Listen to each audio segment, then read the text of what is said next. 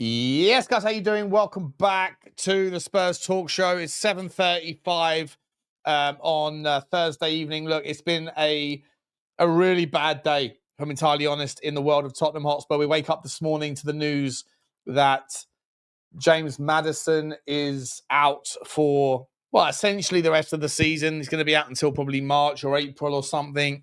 And then, knowing James Maddison as we do, even if he does get back to play a few minutes at the end of the season, he's not going to be back to himself, if at all.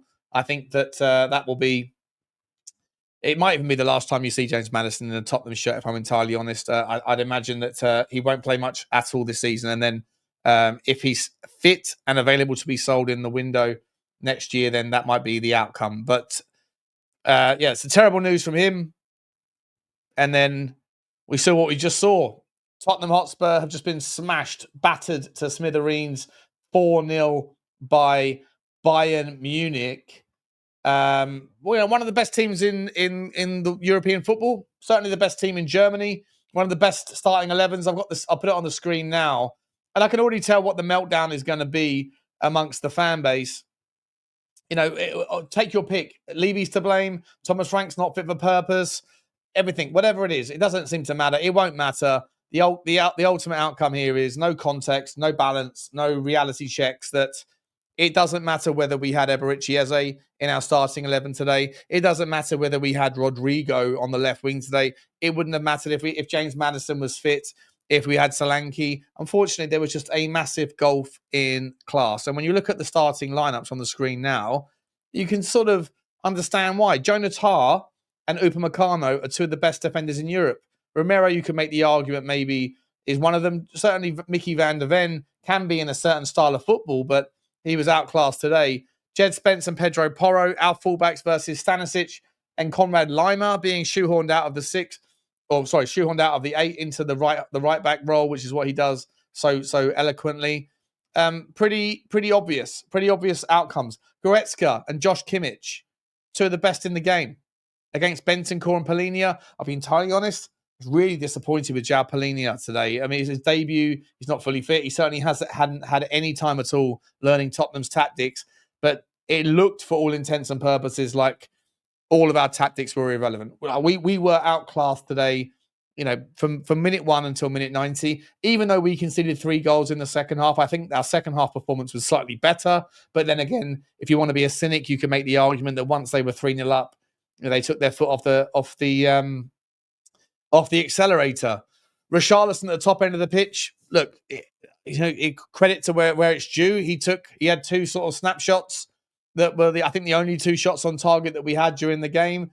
Pape Sarr in the 10, largely irrelevant. Brennan Johnson on the left, didn't see anything from him. The only person that I'm going to sit here and really say I thought gave it his all from the get-go of the first 11 was Mohamed Kudus. I think he really did try. I think he had some relatively good moments in the game. But look, I know what the outcome and the reaction is going to be, that we're absolutely shambolic. And as I said in the intro, you take your pick. If you're someone that just wants to lean into that, if we ever lose a game, out comes the sort of the stick, and you can hit whichever punch bag you want with it, whether it's Daniel Levy for not doing enough, whether it's Thomas Frank because you were Angie and we shouldn't have sat the old manager, whatever it is. Our squad is what it is. Their squad is what it is.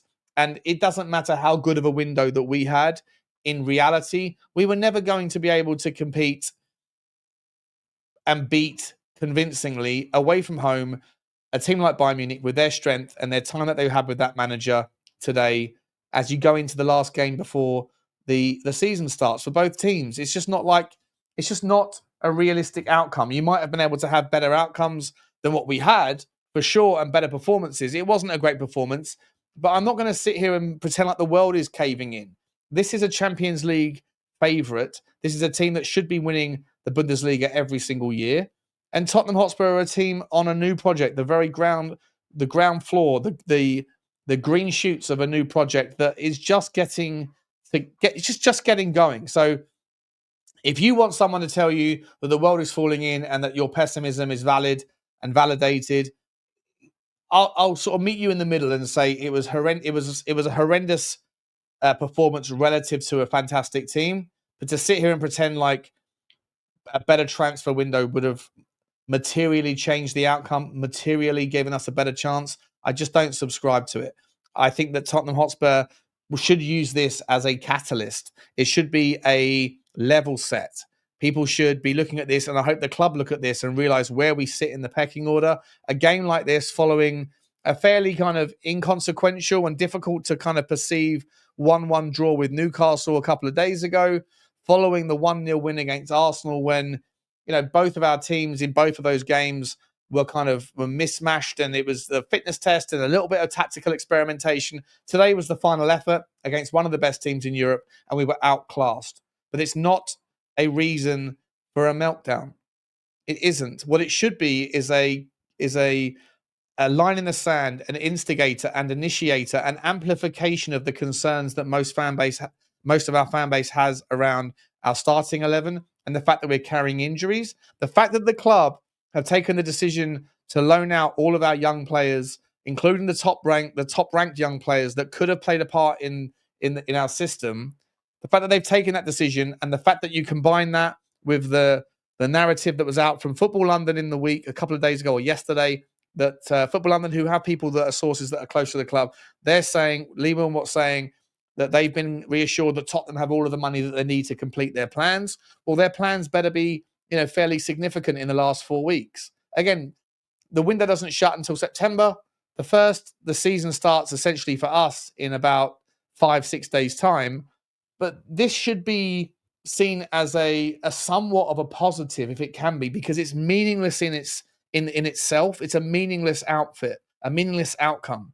But what you hope it will deliver is some telltale signs of an obvious deficiency, an obvious outclassing, an obvious imbalance between a team that we might meet in the Champions League in a couple of months' time, a team that, if Tottenham have ambitions to be able to do well in the Premier League, that look a lot like some of the superiority that already exists within the Premier League. That front three today of Coman, Harry Kane, and Diaz, with Elise in behind or mixing and around it in a very fluid system.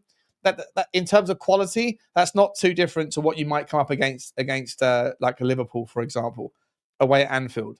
So it's a level set, it's a resetting, it's a benchmark versus baseline analysis. And on the basis of what we've seen today, where we were totally outclassed, I think that Tottenham Hotspur need to, as a football club, as Daniel Levy, Vinay, Charrington, whoever it is, Johan Lang and Thomas Frank, they need to get together and recognise right now that, in all likelihood, we are miles away from that level. We're miles away from Liverpool. And I think Tottenham fans need to recognise that and keep that in your own mindset when you're thinking about how you feel after today's performance. But they need to see it as a rationale and a realistic curve to be able to lean into, to say, we absolutely need a 10. We absolutely need a 9. And we absolutely need someone better who's playing off a wing in a wing system. We're not playing inside forwards. We are still very much doing wing forward systems. Sorry, we are very much doing wing systems, not inside forward systems. And Brennan Johnson can't do it. Mathys Tel had some moments in the second half. I'm not even going to bother, guys, wasting time sort of talking about the individual isolated performances, because the overarching narrative, the overarching kind of takeaways have to be more around just the fundamentals. That Tottenham Hotspur need to go and spend a lot of money right now. In the next few days, next couple of weeks, we have to spend money at the front line.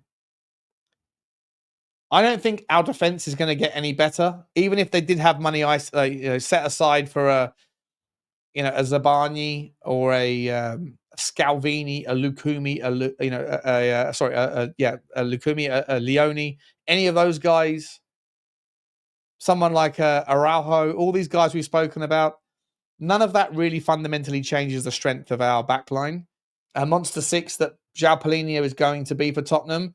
Please don't throw the baby out with the bathwater and recognise or think that because he didn't put in a great shift today that he's a terrible player. He hasn't had a single moment to train with Tottenham and to learn Thomas Frank's system. He's been thrown at the deep end against his old team. He didn't do a great job. I'll be honest. He didn't do a great job. It was disappointing. But I'm at least thinking about it in that kind of contextualized system. I hope you guys can too. But listen, if we'd won that game 1-0 or 2-1, then you could make the argument that maybe you'd have suddenly delusions of grandeur, that you've beaten Arsenal, you've beaten Bayern Munich, and you haven't lost against Newcastle. And so you go into the game against PSG as an unbeaten preseason. And maybe Daniel Levy and other people that are sitting there figuring out the money men on the abacus, how do we move this? How do we get something done? Maybe they would take those outcomes and think, actually, we're stronger than we are. We're not. We are where we are. I don't think we're incredibly weak. I don't think we're very strong.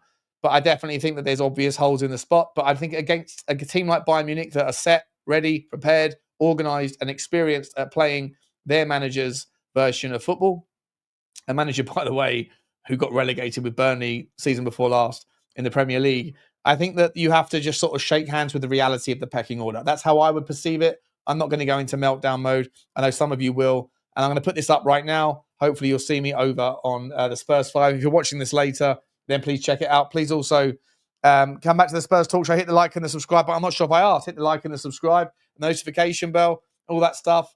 Look, I think it was a really nothing burger of an effort from us. There's not a lot of takeaways that were positive. If I would have to give any, I'd say kudos was great. As good as I think that anyone else on the Tottenham side was. I think Richalison will be, for those that want to defend him, will say, look what he did. 2 pot shots from deep.